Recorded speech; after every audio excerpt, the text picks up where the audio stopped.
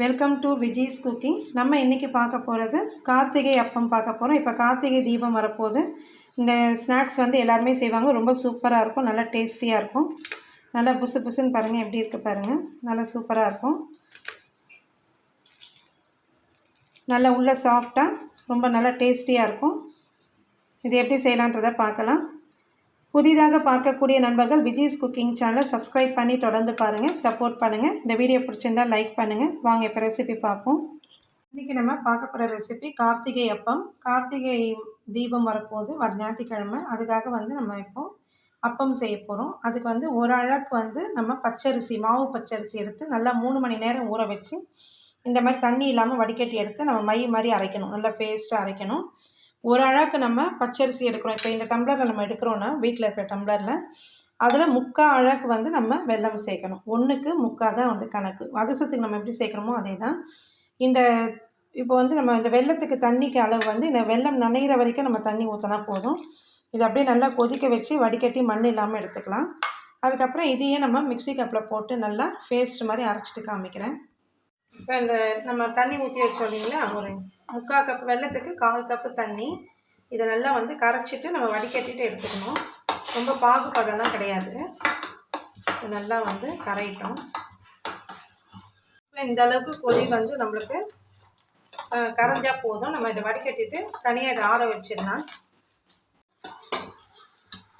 Mixie ஜாரில் வந்து நான் நல்லா வடிகட்டி சேர்த்துருக்கேன். இந்த அரிசி நல்லா ஒரு 3 மணி நேரம் 4 மணி நேரம் கூட ஊறலாம். கையில் நசுக்குனாலே நம்மளுக்கு அரிசி வந்து மாவாகணும். அந்தளவுக்கு இருந்தால் தான் நல்லா வரும். அதே மாதிரி ஒரு மஞ்சள் வாழைப்பழம் நான் இங்கே ஸ்லைஸ் பண்ணி வச்சுருக்கேன். இது வந்து அதோட போட்டு அரைக்கணும். ஃபஸ்ட்டு இதை வந்து நல்லா துருவிக்கலாம். இப்போ இந்த அளவுக்கு நல்லாவே நீங்கள் எதுவும் வெல்லம்லாம் சேர்க்காம நல்லா நைஸாக வந்து அரைச்சிக்கோங்க. அதுக்கப்புறம் வெல்லம் சேர்த்து அரைக்கும் போது அரைக்காது சரியாக. நல்லா நைஸாக இருக்கணும் நம்மளுக்கு. இந்த மாதிரி ஆனோடனே நம்ம இப்போ வெள்ளை கரைசலை சேர்த்துக்கலாம். இங்கே பார்த்தீங்கன்னா வெள்ளை கரைசல் நல்லா ஆறி இருக்கு. இப்போ நம்ம தண்ணிக்கு பதிலாக இந்த வெள்ளை கரைசல் ஊற்றி தான் நம்ம அரைக்க போகிறோம். அப்போ தான் நம்மளுக்கு பதம் வந்து கரெக்டாக வரும். கொஞ்சம் கொஞ்சமாக சேர்த்து நல்லா அரைச்சிக்கலாம். இங்கே பார்த்தீங்கன்னா நல்லா நான் நைஸாக அரைச்சிருக்கேன். நல்லா நைஸாக அரைச்சிட்டு நம்ம மற்றதெல்லாம் சேர்த்துக்கலாம். என்ன சேர்க்க போகிறோன்னா, இப்போ வாழைப்பழம் வந்து கட் பண்ணி வச்சு சேர்த்துக்கோங்க. ஒரு மஞ்சள் வாழைப்பழம், உங்களுக்கு எந்த வாழைப்பழம் வேணுமோ சேர்த்துக்கலாம். இதுலேயே வந்து ஒரு 2 ஸ்பூனுக்கு தேங்காய் துருவல், ரொம்ப சேர்க்க வேணாம், தேங்காய் துருவல் கம்மியாக சேர்த்துக்கோங்க. இப்போ இதை நல்லா பேஸ்ட்டாக அரைச்சிப்போம். இப்போ இதை சேர்த்து அரைச்சிட்டேன். 2 ஏலக்காய் போட்டு அரைச்சிப்போம், அப்போ தான் வாசனையாக இருக்கும். இப்போ பாருங்கள், எல்லாமே சேர்த்து நம்ம அரைச்சாச்சு. ஒரு கிண்ணத்தில் வந்து இதை இந்த பதத்தில் இருக்கணும். அப்போ தான் நம்மளுக்கு நல்லா குண்டு குண்டாக வரும். இந்த மாதிரி இருக்கணும். ஏதாவது வந்து ஒரு திக்காக இருக்கணும். ரொம்ப தண்ணியாக இருந்ததுன்னா உங்களுக்கு பிரிஞ்சிடும். இந்த அளவுக்கு இருக்கணும். அதனால் வெள்ளை கரைசலில் வந்து நல்ல வெள்ளம் நனைகிற வரைக்கும் ஒரு 1/4 டம்ளருக்கும் கம்மியாகவே நீங்கள் தண்ணி சேர்த்தா போதும். இப்போ வந்து இதில் ஒரு சிட்டிகை உப்பு கொஞ்சம் சேர்த்துக்கலாம். ஸ்வீட் வந்து கொஞ்சம் எடுத்து கொடுக்கும், டேஸ்ட்டும் நல்லாயிருக்கும். அவ்வளோதான். இப்போ நம்மளுக்கு இது ரெடி ஆகிடுச்சு. இப்போது ஒரு இரும்பு கடாயில் வந்து நான் எண்ணெய் ஊற்றிருக்கேன். அந்த எண்ணெய் வந்து நல்லா வந்து காயணும். நம்ம எப்படி அப்பளம்லாம் சொல்லுவோம், பொரிக்கிறதுக்கு காய வைப்போமோ அந்த மாதிரி காயணும். அதுக்கப்புறம் நீங்கள் லோ ஃப்ளேமோ இல்லாமல் ஹையாகவும் இல்லாமல் மீடியம் ஃப்ளேமில் வச்சுக்கோங்க. ஏன்னா விட்டோடனே நம்மளுக்கு வந்து அது கலர் மாறும். அதனால எண்ணெய் காஞ்ச பிறகு நம்ம ஒரு குழி கரண்டி சின்னதாக எடுத்துக்கிட்டாலும் ஒரு குழி கரண்டியில் வந்து இந்த மாதிரி நடுவில் விட்டுக்கோங்க. இது அப்படியே நம்மளுக்கு எழும்பி வரும்.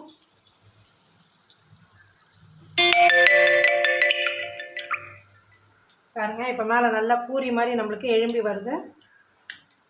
அப்படியே வந்து இது பண்ணிக்கலாம். மேலே கொஞ்சம் எண்ணெய் இது பண்ணிக்கோங்க. ஒரு சைடு நல்லா செவந்த பிறகு நம்ம இது திருப்பி விட்டுக்கலாம். திருப்பி விட்டுட்டு நம்ம அடுத்தது வந்து அதிலே போடலாம். பாருங்க, இந்த கலரில் உங்களுக்கு ஓரளவுக்கு கலர் ஆகிடுது. ரொம்ப கருப்பு எடுக்காமல் கொஞ்சம் கோல்டன் கலர் எடுங்க. ஆனால் உள்ளே வேகணும். அதனால் லோ ஃப்ளேம் மாற்றிக்கோங்க. இப்போ நம்ம லோ ஃப்ளேம் மாற்றிக்கலாம். இப்போ இந்த சைடு செவுக்கிறதுக்குள்ளேயே நம்ம இன்னொன்று ஊற்றிக்கலாம். நான் வந்து கொஞ்சம் குடவா எடுத்துருக்கேன் கடாய். நீங்கள் வந்து நல்லா புளியாக எடுத்துக்கணும். இது கொஞ்சம் ஃப்ளாட்டாக எடுத்துக்கிட்டிங்கன்னா நல்லா நீங்கள் ஒரு 2-3 ஊற்றலாம். அதுலேயே பாருங்க, இப்போ இது ஊற்றுறேன். அதுவும் அப்படியே மேலே வரும்.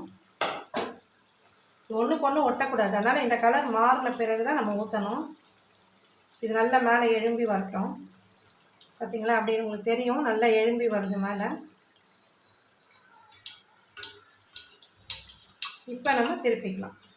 இது கொஞ்சம் வந்து குடவாக இருந்தால் நம்மளுக்கு போடுறது கஷ்டம். கொஞ்சம் நல்லா ஃப்ளாட்டாக உங்கள்கிட்ட இருக்குன்னா நீங்கள் கடாய் எடுத்துக்கலாம்.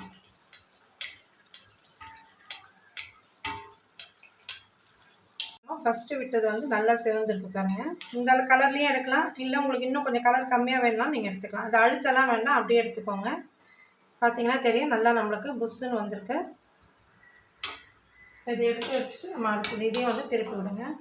இந்த கலரில் வேணாலும் நீங்கள் எடுத்துக்கலாம், ஆனால் உள்ளே வந்து நல்லா வெந்து வரணும் நம்மளுக்கு. இப்போ இதை எடுத்துகிட்டு அடுத்தடுத்து நான் போட்டுட்டு உங்களுக்கு காமிக்கிறேன். இங்கே பார்த்தீங்கன்னா நல்லா வந்து இன்னும் சுட்டுட்ருக்கேன். இப்போ வந்து இன்னும் பாருங்கள், இன்னும் நம்மளுக்கு மாவு இருக்குது.